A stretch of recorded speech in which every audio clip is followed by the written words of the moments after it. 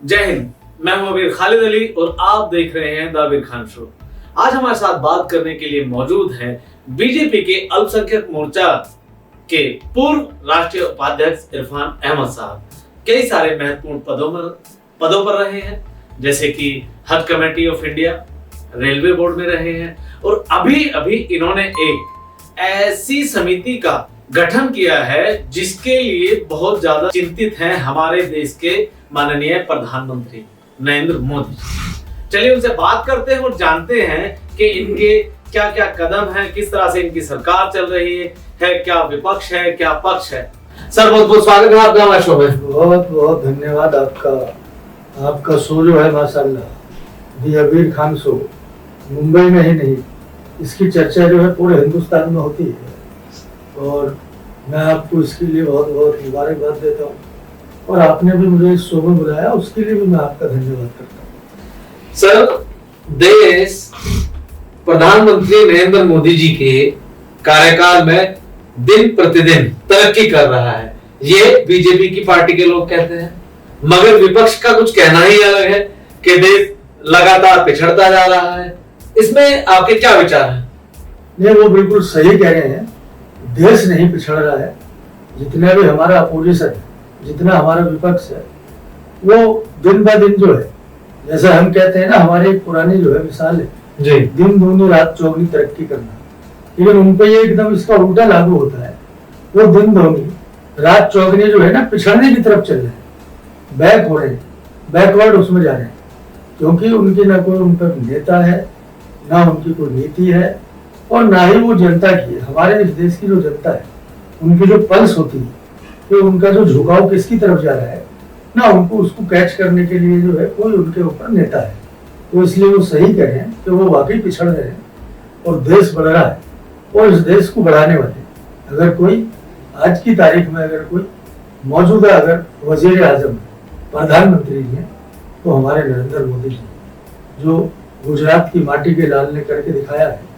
या तो इससे पहले हमारे जो महात्मा गांधी थे, उन्होंने पूरी दुनिया में नाम कमाया था गुजरात की माटी के पूत होने के नाते। और उसके बाद अगर कोई इतने साल के बाद में अगर कोई ऐसा विकास पुरुष अगर आया है तो हमारे नरेंद्र मोदी जी ने, जिन्होंने देश में ही नहीं पूरी दुनिया में हमारे भारत का डंका बजाया है। और मुझे उम्मीद ही नहीं, पूरा यकीन, पूरा विश्वास कि उनके नेतृत्व में, क्योंकि अभी आपने देखा होगा जो हमारे आज़ादी का अमृत महोत्सव था, उसका उन्होंने लाल किले की प्राचीर से जो है समापन किया और आगे आज 25 साल के लिए आज़ादी का अमृत काल मनाने की उन्होंने शुरुआत की है। तो मुझे उम्मीद है कि पूरी दुनिया में भारत का हमारा डंका बजने वाला है। और अभी 4-5 दिन पहले देखा होगा कि हमारी जो जीडीपी भी है वो भी रेगुलर जो बढ़ रही है, दिन पे दिन बढ़ रही है और देश जो है विकास की तरफ जो गाम जाए। आप बात करते हैं गांधी जी की, उनके दिखाए रास्ते की, लेकिन आप ही की पार्टी के कुछ ऐसे नेता हैं, कुछ ऐसे विधायक हैं जो सिर्फ और सिर्फ हिंसा की बात करते हैं, मारकाट की बात करते हैं। उसका हालिया उदाहरण आपने देखा ही है हैदराबाद में। नहीं, वो किसी का अपना विचार होगा, किसी का अपना मत होगा, लेकिन भारतीय जनता पार्टी नरेंद्र मोदी जी के नेतृत्व में, हमारे पार्टी के राष्ट्रीय अध्यक्ष माननीय नड्डा जी के नेतृत्व में और इस देश के सबसे सफलतम गृह मंत्री अमित शाह जी के नेतृत्व में जो आगे बढ़ रही है। क्या कभी उनका आपने बयान देखा या भारतीय जनता पार्टी के किसी स्पोक्स पर्सन का ऐसा बयान देखा? क्योंकि हमारा जो देश है, हमारा जो मुल्क है, वो 130 करोड़ की आबादी का मुल्क है और वहां पर जो है कभी न कभी किसी न किसी की कहीं ना कहीं जबान जो है फिसलती रहती है। तो भारतीय जनता पार्टी उसको फॉलो नहीं करती, उसकी जबान पर नहीं जाती। हमारी अपनी नीति है, हमारे अपने जो है उद्देश्य है।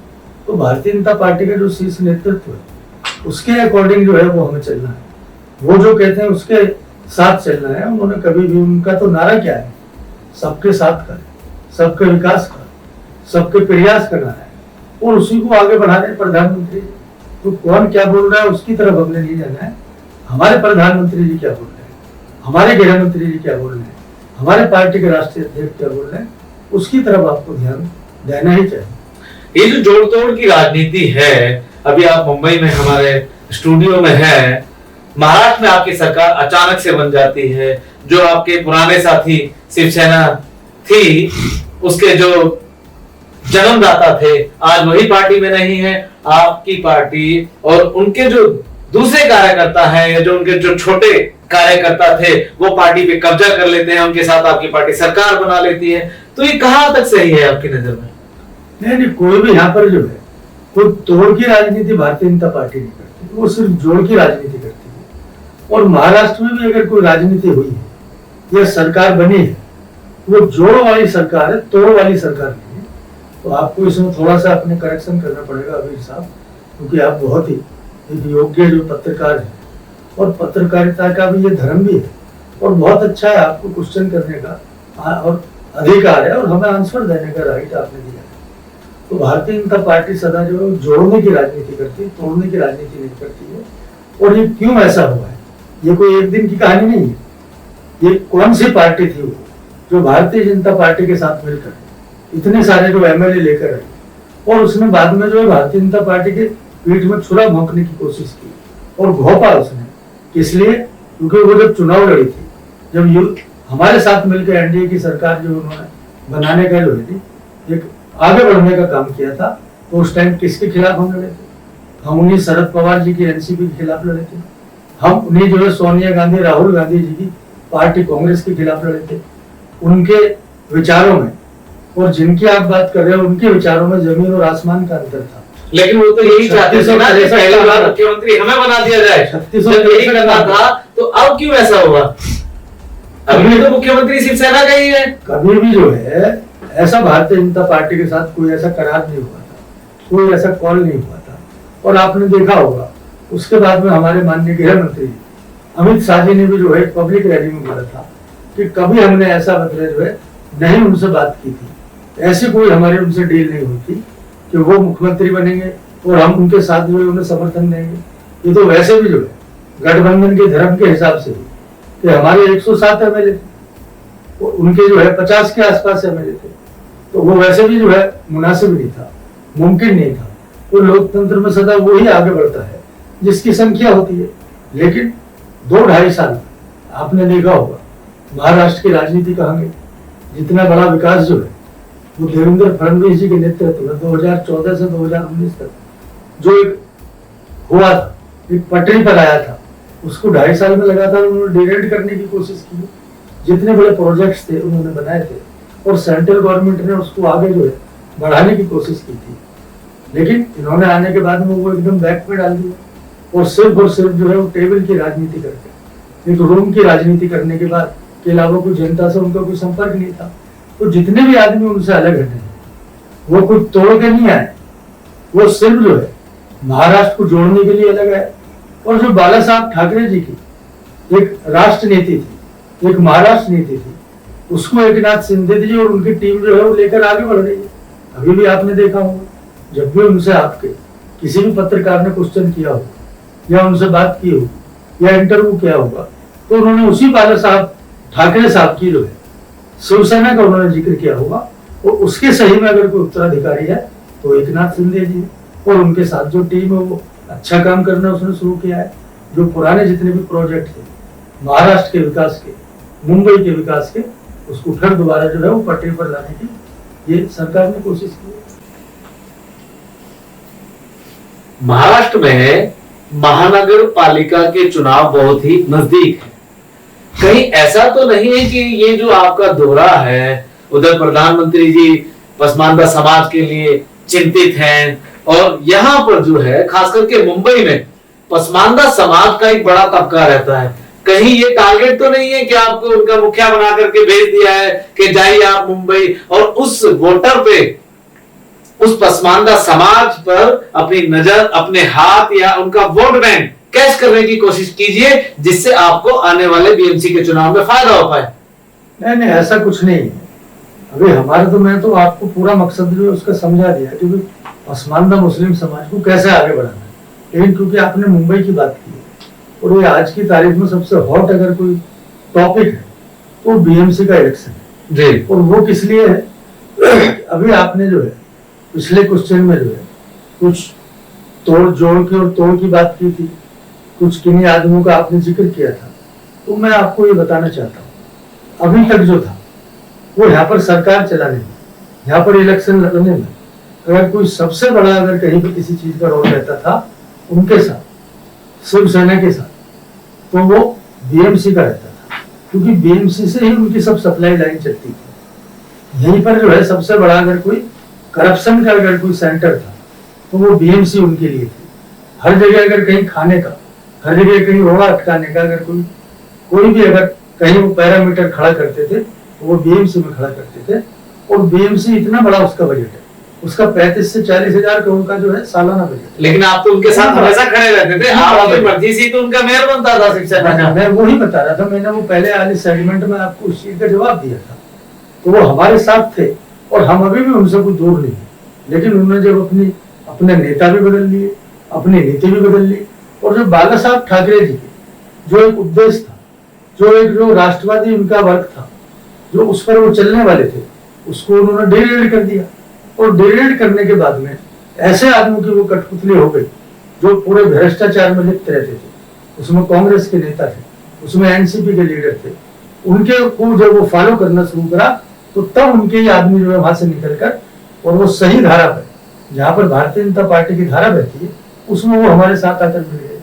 तो मैं पसमानदा समाज और मुंबई की जो अभी आपने जिक्र किया था, तो मुंबई में बीएमसी के इलेक्शन था, बहुत बड़ा समाज जो है हमारा पसमानदा समाज, उसमें सभी समाज जुड़े हैं।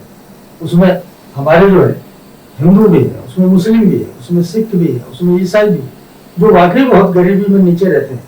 और उनको गरीबों को गरीब रखने का, उनको पसमानदा बनाने का अगर किसी ने सबसे बड़ा योगदान दिया है तो उन्हीं पार्टी वालों ने दिया है जिनका अभी आप जिक्र कर रहे थे। क्यों उन्होंने अब तक उनका अपलिफ्टमेंट क्यों नहीं किया? क्यों अभी तक जो है उनकी झुग्गियों को मकान बनाकर दिए? क्यों उनको पानी की आप सुविधा उन्होंने आज तक नहीं दी? क्यों उन्होंने जो है गली गली में जाकर सड़कें क्यों नहीं बनवाई? क्यों उन्होंने पूरी मुंबई में जो है ट्रांसपोर्टेशन की सही सुविधा क्यों नहीं दी? इसीलिए नहीं दी, उनका फोकस जो है सिर्फ और सिर्फ जो रहता था वो मनी सप्लाई लाइन पर रहता था, कभी भी यहाँ के बासिंदों पर नहीं रहता था। तो भारतीय जनता पार्टी ने, अभी आपने देखा होगा, अभी कल हमारे जो है इस देश के सबसे लोकप्रिय गृह मंत्री जी, मुंबई में उनका दौरा था और वो 2 दिन यहाँ पर रहे। उन्होंने सब चीजों की पल्स को चेक किया और उन्होंने मीटिंग में भी जो है इसकी तैयारी करने के लिए आदेश पार्टी को दिए। तो उसके लिए सब जो लग गए। और अभी कुछ दिन पहले जो हमारे मुंबई के सबसे लोकप्रिय कोई एमएलए, पूर्व मंत्री है, पहले भी वो अध्यक्ष रहे, ऐसे एडवोकेट आशीष सिलार जी को जब कमान अगर सौंपी है तो उससे आप अंदाजा लगाइए कि प्रधानमंत्री जी का और गृह मंत्री जी का अगर कहीं फोकस है तो बीएमसी के इलेक्शन पर है। यानी कि इस बार मेयर, मुंबई बीएमसी का जो मेयर होगा वो बीजेपी का होने वाला है, ये निश्चित है। बिल्कुल आपने सही, उसका खुद ही आपने जवाब दे दिया। हमारा अगर कोई पहला टारगेट है तो मुंबई की जनता का विकास करना है, उनकी समस्याओं को दूर करना है। और वो कब होगी? जब हमारा यहाँ पर मेयर होगा, भारतीय जनता पार्टी का मेयर होगा, भारतीय जनता पार्टी की स्टैंडिंग कमेटी का चेयरमैन होगा, और हमारे जो है जो 227 जो यहाँ से पार्षद है उनमें से कम हमारे 150 जीत कर आने वाले हैं। तो इसीलिए कमान जो है आशीष जी को दी है। आशीष जी जो है मुंबई की पल्स को जानते हैं और वो सबका साथ और सबका विकास और सबके उत्थान का अगर कोई काम करता है और इतना बड़ा प्रयास आप लेकर चलता है तो उस लीडर का नाम आशीष शेलार है, जो मुंबई के इस कोने से उस कोने तक सुबह 8 बजे उठकर और रात के 2 बजे तक अगर कोई खिदमत का अगर कोई काम करता है तो आशीष शेलार जी करते हैं। तो इसीलिए उनको कमान दी है। और प्रधानमंत्री जी, गृह मंत्री जी और हमारे डिप्टी चीफ मिनिस्टर आदरणीय फडणवीस जी का अगर कोई सबसे अगर कोई विश्वास का यहाँ पर कोई बड़ा अगर कोई लीडर है तो आशीष शेलार है। उनके नेतृत्व में हम मुंबई में जरूर अपना मेयर भी बनाएंगे और यहाँ पर अपनी सरकार भी बनाएंगे और मुंबई की जनता की सरकार तो भी आप ही की है। और उसमें जो है सबसे बड़ा रोल जो है इस चुनाव में वो पसमानदा समाज का रहने वाला है और पसमानदा मुस्लिम समाज का रहने वाला है। तो हम उस टाइम पर आकर जरूर डेरा भी डालेंगे और घेरा भी डालेंगे और मुंबई में अपना मेयर बनाकर ही जाएंगे, ऐसा हमारा विश्वास है। विपक्ष के नाम पर आज चंद पार्टियां आपके सामने खड़ी नजर आती हैं, तो क्या आपको ये नहीं लगता कि बीजेपी ने, जो मोदी सरकार है, उसने पूरा विपक्ष खत्म कर दिया है? नहीं, जैसे मैंने आपने क्वेश्चन जैसे आपने शुरू किया था तो तभी मैंने बताया था कि आज का जो विपक्ष है वो जनता के पास तो जाने नहीं चाहता। वो सिर्फ और सिर्फ जो ट्विटर पर विपक्ष की भूमिका निभा रहा है, वो फेसबुक पर भूमिका निभा रहा है, वो इंस्टाग्राम पर अपनी भूमिका निभा रहा है। और हम चाहते हैं, और ये तो लोकतंत्र का सबसे बड़ी खूबसूरती है कि जितना जो है अपोजिशन की पार्टी, विपक्ष की पार्टी जितनी ज्यादा ताकतवर होगी उतना ज्यादा देश का विकास होता है। वो हर जगह क्रिटिसिज्म कर सकती है, वो हम क्या कर रहे हैं क्या नहीं कर रहे। हमारे इस देश के सबसे लोकप्रिय प्रधानमंत्री जी और उनकी टीम जो है, टीम इंडिया जो है, जो काम कर रही है उसके बारे में अपना मत रख सकते हैं, लेकिन वो कहाँ पर रखते हैं? ट्विटर पर रखते हैं, इंस्टाग्राम पर रखते हैं, फेसबुक पर रखते हैं और व्हाट्सएप पर रखते हैं। जनता और धरातल और जमीन पर तो काम ही नहीं करते। किसी ने उन्हें रोका ही नहीं, ना मोदी जी ने रोका है, ना योगी जी ने रोका है, ना देश की किसी भी पार्टी ने रोका है। आप आइए, जनता से रिलेटेड मुद्दों को उठाइए, पार्लियामेंट में भी उठाइए, विधानसभाओं में भी उठाइए, लेकिन जब पार्लियामेंट चलती है तो उसका वो दिन पहले दिन से बाइकाट शुरू कर देते हैं। वो डिबेट में हिस्सा लेना नहीं चाहते, चर्चा ही नहीं करना चाहते, जो इस देश के मुद्दे हैं उन पर बात ही नहीं करना चाहते, जो इस देश में ईमानदारी से विकास हो रहा है उस विकास की प्रशंसा नहीं करना चाहते, वो सिर्फ उससे बाइकाट करते हैं। विधानसभाओं में भी उनका यही रुख है और लोकसभा राज्यसभा में यही रुख है। तो हम तो चाहते हैं सही तरीके से उसमें डिबेट हो और सरकार जो है अपना पक्ष वहां पर मजबूती के साथ रखती है, आप उस पर जो है बात करिए, लेकिन वो बात से भागते हैं। विपक्ष का काम जो है वो सिर्फ और सिर्फ भारतीय जनता पार्टी और हमारे बहुत ही लोकप्रिय वजीर आजम नरेंद्र मोदी जी के चेहरे को देखते ही भाग जाते हैं। अपना अगर आप में डर नहीं, कहाँ बात, अगर आप जो राहुल गांधी पार्लियामेंट में उनसे गले मिलते हैं, उन्हें गले लगाते हैं, इतनी बढ़िया आजकल कॉमेडी भी करने लगे हैं, और तो आजकल भारत जोड़ो यात्रा का शुभारंभ कर दिया है। तो क्या भारत टुकड़ों में बटा है जो इस तरह की यात्रा की जा रही है? मैं वही बता रहा हूँ, मतलब सही भूमिका जो विपक्ष की होनी चाहिए वो निभा ही नहीं रहे हैं। वो कपिल शर्मा जी के शो पे जाने के लिए उन्हें काम करना चाहिए। और हमारे बहुत ही मित्र भी हैं श्रीवास्तव जी, वो आजकल बीमार है, उनकी भूमिका में उन्हें आ जाना चाहिए। लेकिन वो ये तो भारत पहले से जुड़ा है और हम तो उसको और जो है ना विशाल भारत, अखंड भारत, जो एक कभी जमाने में भारतवर्ष था, वो बनाना चाहते हैं। लेकिन ये ठीक है, आप अच्छी बात है, आप पैदल चलिए, जनता की समस्याओं को उठाइए, कौन रोक रहा है? ये तो लोकतंत्र की हमारी खूबसूरती है। आप पैदल भी चलिए, आप मोटर गाड़ी में भी चलिए, लेकिन जब जब कभी भी ऐसी इस देश के ऊपर समस्या आई है, या तो वो इटली में अपने अभी बेचारे जो है उनकी डेथ भी होगी, मैं उनको आपके चैनल के माध्यम से राहुल जी की जो नानी जी को जो है श्रद्धांजलि भी मैं अर्पित करता हूँ। तो जब जब इस देश में समस्या आई, या तो अपने नानी जी के पास चले गए, या अपने ननिहाल में चले गए, या कहाँ जाते हैं वो घूमने के लिए जो है ना अदृश्य हो जाते हैं, महीने के लिए, 15 दिन के लिए, 2 महीने के लिए। और आप ये चाहते हैं कि माहौल कहीं ना घूमे, आप पूरी दुनिया घूमे। देश का माहौल जब ठीक हो जाता है वो फिर मतलब जो प्रकट हो जाता है। तो आपका जो प्रकटीकरण है वो देश की जनता के लिए होना चाहिए, उनकी समस्याओं के लिए होना चाहिए। और आप अच्छा है, आप अपनी लड़ाई लड़िए, आने वाले चुनाव में अच्छी तरीके से जो है मजबूती के साथ लड़िए।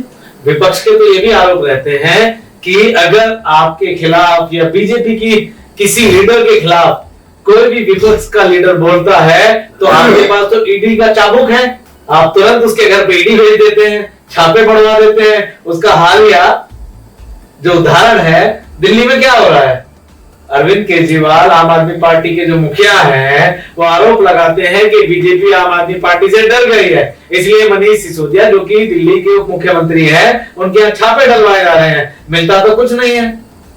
नहीं, ये उनका मत है, ये आम आदमी पार्टी का मत है, ये मनीष सिसोदिया का मत है, ये अरविंद केजरीवाल जी का मत है। क्योंकि कोई भी चीज जो है आपने देखा होगा, अगर किसी ने कुछ गलत किया है तो हमारी एजेंसी तो आज से पहले से एकदम आजाद है, स्वतंत्र है। अगर कहीं उनको कुछ नजर आया होगा, कहीं कुछ उनको मिला होगा तो उन पर कार्रवाई होनी ही, और वो एक ना एक दिन जो है उस कार्रवाई के, क्योंकि वो उसके बारे में भी जो अभी आपने बताया, वो सतेंद्र जैन के बारे में भी यही बोलते थे कि वो एकदम दूध के धुले हैं, वो एकदम पाक साफ है। लेकिन इशारा ये है कि जिस तरह से सतेंद्र जैन जेल गए हैं उस तरह से मनीष जी भी जेल जाने की तैयारी में है। ये मैं नहीं कह रहा, ये तो एजेंसी जो तय करेगी, इस देश का कानून तय करेगा। इस देश की जो है, जो पूरी तरीके से जो है लोकतांत्रिक जो है हमारा ढांचा है, वो तय करेगा कि उन्हें जेल में रहना है या बेल पर रहना है। और मैं वही कह रहा था बीच में आगे, सत्येंद्र जैन जी के बारे में भी उनका यही मत था जो आज की तारीख में मनीष सिसोदिया के लिए मत है। तो आज तक वो जेल में है। अगर उन पर किसी में कुछ ऐसा था ही तो क्यों नहीं उनकी अभी तक जो जमानत ली, वो तो सुप्रीम कोर्ट तक उसकी जमानत के लिए चले गए। तो ये सब जो है आंखों में धूल झोंकने जैसा है।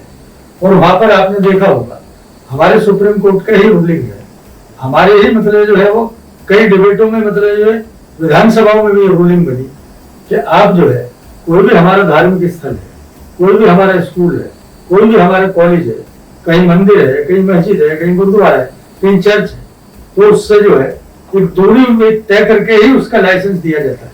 लेकिन उन्होंने जो है मंदिर, मस्जिद, गुरुद्वारा, चर्च, स्कूल, कॉलेज, ये ऐसे सब जितनी भी धार्मिक जगह है उसके बगल में उन्होंने ठेका खोल दिया। इस दिल्ली में लोगों को जो है राशन नहीं मिल रहा, समय पर पानी नहीं मिल रहा, वहां पर फ्लाईओवरों की कमी है। और जो शीला दीक्षित जी सरकार के पीरियड में जो बसेस खरीदी थी उसके बाद में रोजाना बसेस जो है डे बाय डे वो खत्म हो रही है।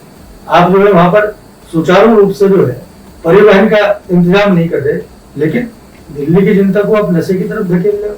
850 आपने ठेके खोल दिए। बोला आप नहीं चाहते कि दवा दारू मिलती रहे जनता को, आप नहीं चाहते हैं? बिल्कुल मिले, लेकिन एक उसका एक कायदा कानून है।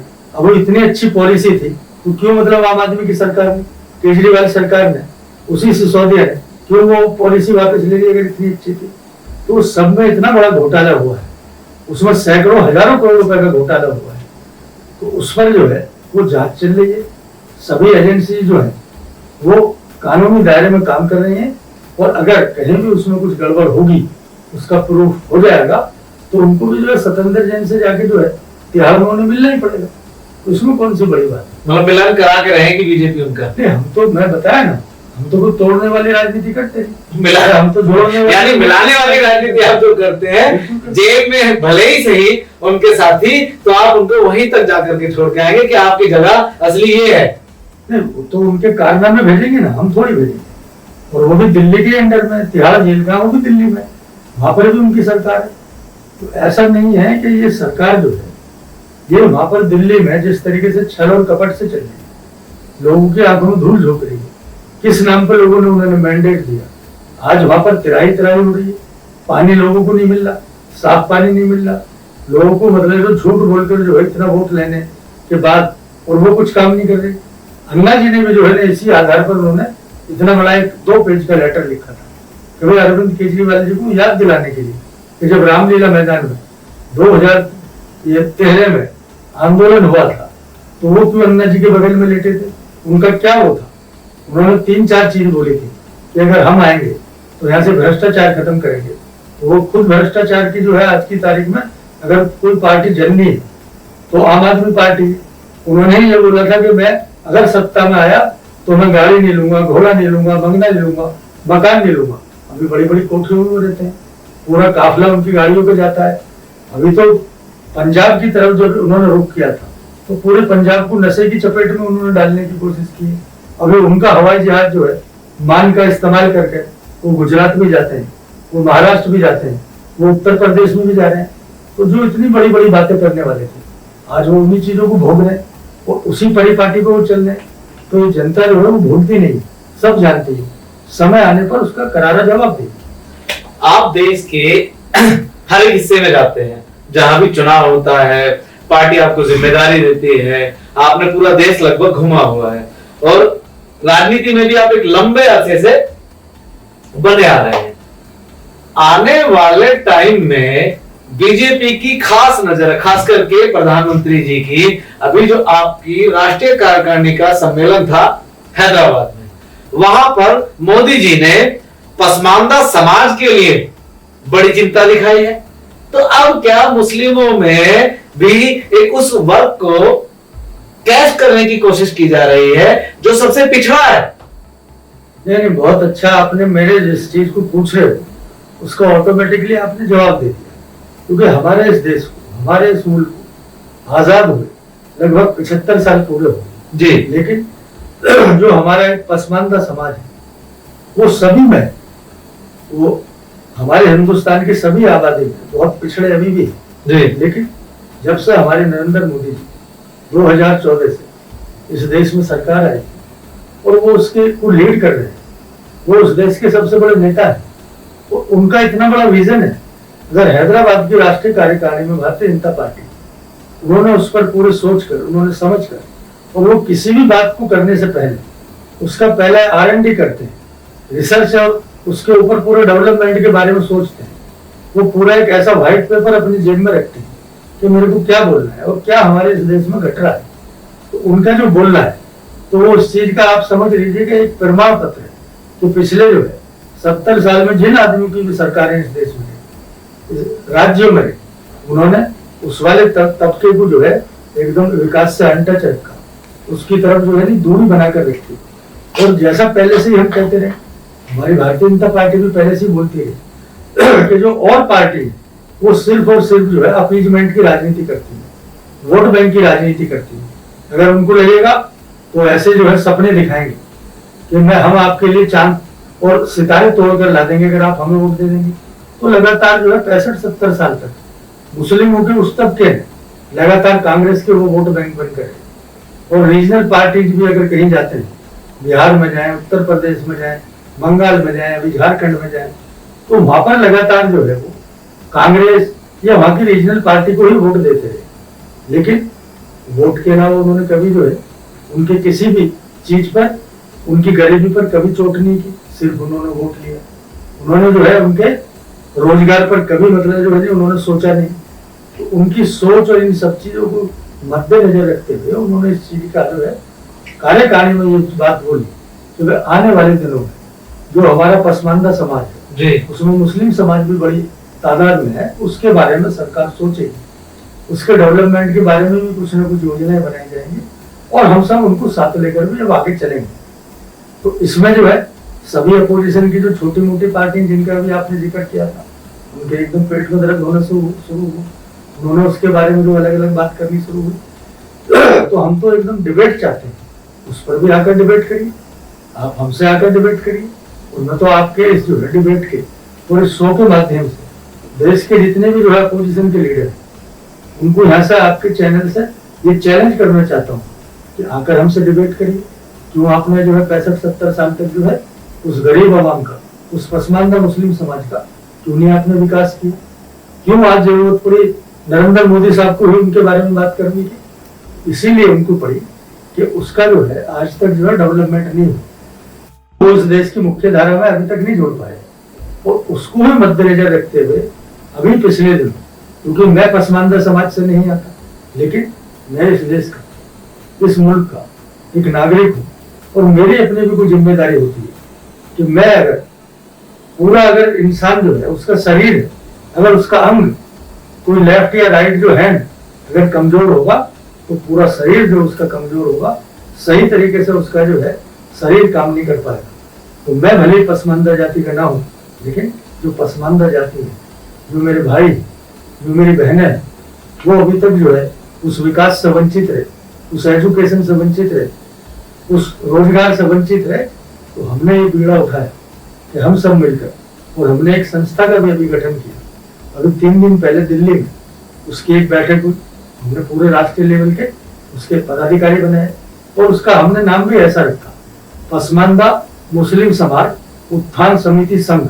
उसका हमने रजिस्ट्रेशन भी कराया। उधर प्रधानमंत्री जी ने ये घोषणा की, ये विचार व्यक्त किए कि वो पसमानदा समाज जो है उसके लिए कुछ करना चाहते हैं, उन्हें पहली पंक्ति में लाना चाहते हैं। उधर आपने संस्था का उद्घाटन भी कर दिया कि इसमें पदाधिकारी बनाए जाएंगे, लोगों को जोड़ा जाएगा। ये सिर्फ उस वर्ग के लिए काम करेगी जो वर्ग बिल्कुल आखिरी लाइन में है, आखिरी पंक्ति में खड़ा हुआ है।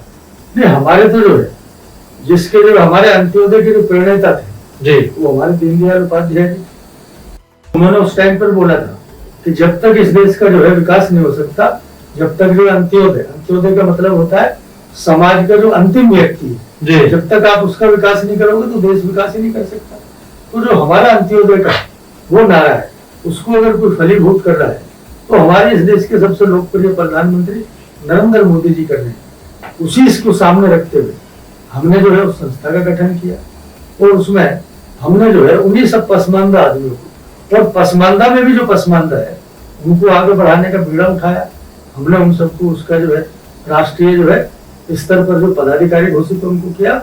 आने वाले दिन में अभी आपने देखा होगा जब 15 अगस्त को हमारे प्रधानमंत्री जी ने लाल किले की प्राचीर से अपने 75वें अमृत महोत्सव का समापन किया था, तब उस दिन उन्होंने एक नया ऐलान किया था कि अब आने वाले 25 साल जो है वो अमृत काल के होंगे, आजादी के अमृत काल के होंगे अगले 25 साल। तो उसमें एक पंचपीड़न का उन्होंने जिक्र किया था।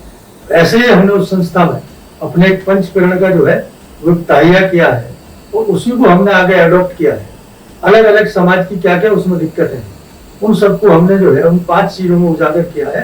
तो उसी पर हमारी जो ये संस्था जिसका मैं मुख्य संरक्षक हूँ, तो उसको हम आगे बढ़ाने का काम करेंगे और उसी पंचपीड़न को आगे बढ़ाएंगे। ऐसे ही हमारी भारतीय जनता पार्टी का जब 1980 में गठन हुआ था, जिसके पहले जो राष्ट्रीय अध्यक्ष अटल बिहारी वाजपेयी जी हमारे पूर्व प्रधानमंत्री जी बने थे, तो तब उसमें सबने मिलकर उसमें कुछ पंच निष्ठाओं का जिक्र किया था। अगर आपको उसको पढ़ना है डिटेल में तो हमारे भारतीय जनता पार्टी के संविधान को आप जो है अपने गूगल पर सर्च कर सकते हैं, उन पंच निष्ठाओं को आप देख सकते हैं। तो ऐसे ही पंच निष्ठाओं को हम जो है इसमें मुस्लिम पसमानदा समाज उत्थान समिति संघ लेकर हम चल रहे हैं, तो उन पंच निष्ठाओं पर भी काम करेंगे। और जब तक जो इन चीजों पर जो है ग्राउंड लेवल पर, ग्राउंड जीरो पर हम काम नहीं करेंगे, तो न समाज का हम उत्थान कर पाएंगे, न हम अपने देश का उत्थान पर कर पाएंगे। तो हमारी ये कोशिश होगी। हमने तो उसमें एक बहुत शॉर्ट में नारा भी दिया है कि सबका साथ सबका उत्थान, यानी सबका साथ सबका विकास में आपने अपनी लाइन जोड़ दी है। सबका साथ सबका उत्थान हमारी इस संस्था का जो नारा है, ये इन 4 चीजों में, खाली 2 नारे में पूरी मतलब जो चीज सिमट के आ गई है। जब सबका हमें साथ मिलेगा तब तो हम सबका उत्थान करेंगे। तो वो हमारा जो है ये कारवां इस संस्था का दिल्ली से होता हुआ आज मुंबई पहुंचा है। आपसे भी मैंने उस पर चर्चा की है, तो मुझे उम्मीद ही नहीं, पूरा यकीन है कि उस संस्था के बारे में जो आपने जाना है, जो आपने समझा है, वो आप जो है जरूर अपने चैनल के माध्यम से, और जरूर, क्योंकि मुंबई के एक आप प्रतिष्ठित पत्रकार भी है और एक आपका जो है बहुत ही जो शो है ये बहुत फेमस मुंबई में नहीं पूरे देश में हो गया है, तो इसमें जरूर आप उसका जिक्र करेंगे और लोगों को एक जागरूकता का अभियान। क्योंकि सबसे बड़ी चीज जो है वो हमारे उन जो है पंचपीड़न में एक सबसे बड़ा जो उसमें हेडलाइन है, जो हमारी भारत सरकार की योजना है, जो हमारी जो स्टेट राज्य सरकारों की योजना है, जब तक उनकी जानकारी हम अपने पसमानदा समाज को नहीं देंगे तो उनका हम आगे जो है विकास कर ही नहीं सकते। क्योंकि बहुत सारी जो योजनाएं हैं वो हमारे प्रधानमंत्री नरेंद्र मोदी जी और भारत की सरकार ने लागू की है, उनको ईमानदारी से अगर वहां तक हम पहुंचा देंगे, जैसे अभी आपने देखा होगा कि कितने हमने जो है टॉयलेट बनाए पूरे देश में, इज्जत घर बनाए, तो वो कौन सा समाज था? वो पसमानदा समाज जो था। हमने लगभग जो है 42-43 करोड़ जो है वो प्रधानमंत्री जनधन में खाते खुलवाए, वो कौन सा समाज था? वो पसमानदा समाज तो था। जो बड़ा समाज है फॉरवर्ड जाति की, वो तो पहले से उन्होंने अपने खाते खोले हुए थे। तो हमारी सरकार तो ऑलरेडी पहले से ये काम कर रही है। हमने गरीबों को जो है प्रधानमंत्री जो ग्रामीण आवास योजना है, शहरी आवास योजना है, उसमें उन्हीं पसमानदा आदमी को तो घर बना कर दिए, और उनमें सबसे बड़ा हिस्सा अगर है तो हमारे मुस्लिम पसमानदा समाज का है। तो पहले से हम तो काम कर रहे हैं। और इतने बड़े जो 7-8 करोड़ 12 करोड़ हो गए, तो जो सिलेंडर देने का काम किया है वो भी प्रधानमंत्री जी ने किया है। तो उसमें सबसे बड़ा अगर कोई तबका है तो हमारा पसमानदा समाज है। तो पहले से ही सरकार, जिस दिन से उन्होंने शपथ ली थी उस दिन से ही वो इस काम में लग गए थे, और आज 8 साल में वो कारवां पहुंचते पहुंचते वहां तक पहुंचा, और तब उन्होंने हैदराबाद में इसकी घोषणा की।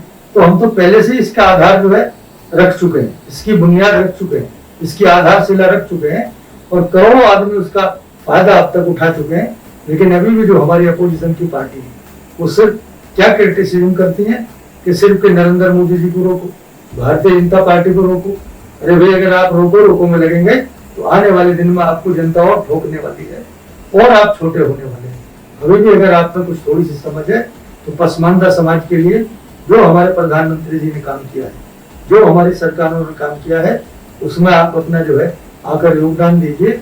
आप भी उस पसमानदा समाज की उस पसमानदगी को, उस गरीबी को दूर करने में जो है सहयोग करिए। सबसे बड़ा उसमें लिया है हमने अपने बच्चों और बच्चियों की शिक्षा के लिए, उसमें हमने एक पंच कॉलम उसमें डाला है जो हमारा पंचपीड़न है। हम आने वाले दिन में उन सब बच्चियों के लिए जाएंगे कि वो जो है ज्यादा से ज्यादा जो शिक्षित हो वो एजुकेशन की तरफ चले। अभी कुछ दिन के बाद एक हम अभी नहीं बताएंगे, लेकिन एक प्रोग्राम की हम घोषणा करने वाले, उसमें हम गली गली मोहल्ले में जाएंगे, हर प्रदेश में जाएंगे, हर जिले में जाएंगे और जाकर जो है उनको समझाएंगे और ऐसा कुछ ना कुछ जो है उन बच्चों को आगे लाने के लिए, उन गरीब बच्चों को आगे लाने के लिए, क्योंकि हमारा अगर कोई सबसे बड़ा मूल मंत्र जो आगे बढ़ने का है, पसमानगी दूर करने का है, वो हमारा शिक्षा है। जब तक हमारे में शिक्षा नहीं होगी और शिक्षा जिस दिन आ जाएगी, हम शिक्षित हो जाएंगे तो ऑटोमेटिकली हमें रोजगार मिल जाएगा। तो उसी के बारे में मैं आपको बताना चाहता हूँ। जिस धर्म को हम मानने वाले, जिस दीन को मानने वाले, जिस इस्लाम को मानने वाले, उसके ही जो सबसे आखिरी पैगंबर थे वो हुजूर पाक सल्लल्लाहु अलैहि वसल्लम थे। तब उन्होंने उस टाइम पर 1400 साल पहले एक बहुत बड़ा जो है ऐसा उदाहरण पेश किया था, ऐसा एक कोट किया था जो कि भाई अगर आपको तालीम के लिए, आपको एजुकेशन के लिए, आपको शिक्षा के लिए अगर चीन तक जाना पड़े तो पीछे ना हटना, दरेग न करना। तो वो क्यों दिया था कि उस टाइम पर सऊदी अरब से चाइना जाना इतना दुश्वार गुजार था, कोई ट्रांसपोर्ट का साधन नहीं था। उस टाइम ना हवाई जहाज होते थे, ना कोई रेल होती थी, पानी के जहाज और नावें चलती थी, इक्का दुक्का होते थे। तो कोई जरूरी नहीं था कि वो आदमी सऊदी अरब से या अरब से जो है वो चीन चला जाए, बीच में भी वो मर सकता था, उसकी मृत्यु हो सकती थी। तब उन्होंने इतना हार्ड एग्जाम्पल कोट किया था। आज तो हमारे तो सब चीज की सहूलत है, जगह जगह हमारे स्कूल है, इतना बड़ा जो है नेटवर्किंग है और आज तो ग्लोबल दुनिया का जमाना है, हर चीज आपकी मुट्ठी में। एक टेलीफोन आप उठाएंगे, यहाँ पर हर चीज आप सर्च कर सकते हैं। तो हम क्यों नहीं आगे बढ़ सकते? हम तभी बढ़ सकते हैं जब हम अपने बच्चों को पढ़ा लिखा कर आगे बढ़ाएंगे। तो वो आगे भी बढ़ेंगे, वो रोजगार से भी लगेंगे, वो समाज की भी खिदमत करेंगे, वो अपने देश की भी खिदमत करेंगे, वो अपने पड़ोसी की भी खिदमत करेंगे।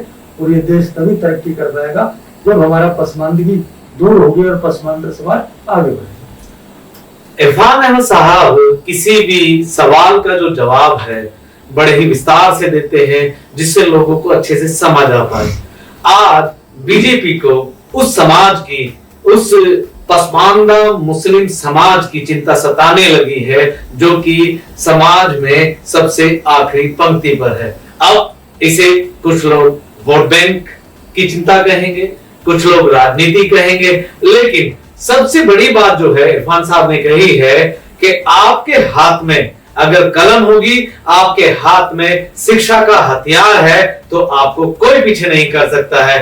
तो ये बहुत जरूरी बात है कि आपको ये खुद जज करना होगा, खुद इसका फैसला करना होगा कि आपको क्या सही है और क्या गलत है। अगर शिक्षा की बात गलत है तो ये लोग गलत हैं, अगर आपको आगे बढ़ाने की बात गलत है तो ये लोग गलत हैं, अगर आपको उस पायदान पर लेकर के आना चाहते हैं कि जहां पर आज तक आपने दूसरे लोगों को देखा है जो आपके आसपास होते हैं, जो बहुत बड़े लोग हैं, जो हर तरह से संपन्न हैं, अगर ये लोग आपको उस पंक्ति में खड़ा करना चाहते हैं तो फैसला आपको करना होगा कि कौन आपके भले में है, कौन आपके बुरे में है।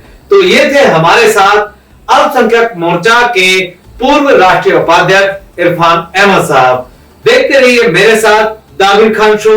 जय हिंद।